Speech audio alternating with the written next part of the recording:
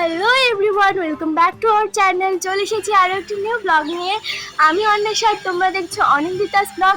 আজকে আবার অনেকদিন পর একটা বড় ভিডিও নিয়ে চলে এসেছি। তো আজকে সারাদিন কি করছি সবটাই তোমাদের সাথে শেয়ার করব। সো এই কাপড়গুলো এখন আমি গডরেজে রাখতে এসেছি। সো অলরেডি আমার জামা কাপড়টা রাখা কমপ্লিট। এখন আমি একটু ছাদে যাব। আমি কিন্তু এই জায়গাটার ভিডিও বানাই, তোমরা দেখেছো ইউটিউবে, ইনস্টাগ্রামে অনেকে দেখেছো। সো এখন আমি নিচে যাচ্ছি। তো আজকের ওয়েদারটা খুব সুন্দর, তো চলো এক ঝলকে রান্নাঘরটা দেখে আসি।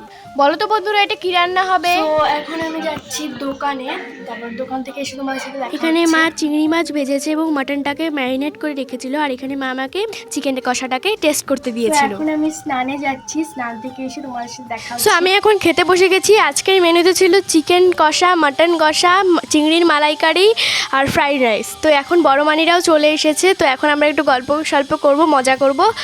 তো এখানে আমি জিদ্দাদার সাথে কথা বলছিলাম, আর জিদ্দাদা হচ্ছে আমার বড় মানির ছেলে। যারা যারা জানো না তাদেরকে আমি জানিয়ে দিলাম।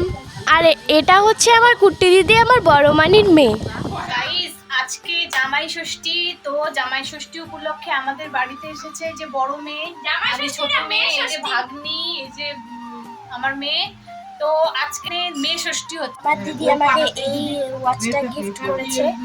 তো এখন আমরা যাচ্ছি একদিকে ঘুরতে, মানে আমাদের আরেকটা যে বাড়ি রয়েছে ওখানে।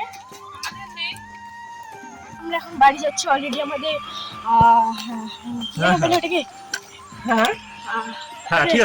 সো এখন আমরা খেতে বসে গেছি। তো আজকের ভিডিওটা কেমন লাগলো অবশ্যই কমেন্টে জানিও। দেখা হচ্ছে নেক্সট কোনো ভিডিওতে।